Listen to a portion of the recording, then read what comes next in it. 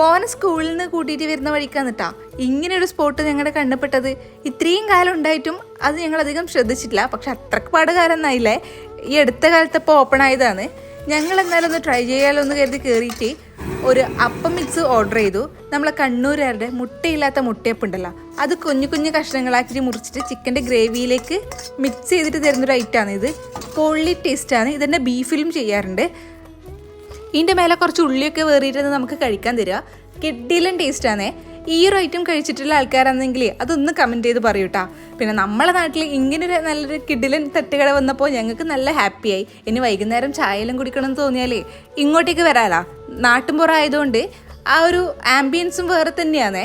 അപ്പോൾ നിങ്ങൾ ഇതുവരെ ഇവിടെ വന്നിട്ടില്ലെങ്കിൽ കണ്ണൂർ, കണ്ണപുരം, എടക്കേപ്പുറം ഭാഗത്തുള്ള ആൾക്കാരാണെങ്കിൽ തീർച്ചയായിട്ടും പാപ്പൻസ് തട്ടുകടയെ ഒന്ന് വിസിറ്റ് ചെയ്ത് നോക്കൂട്ടാ.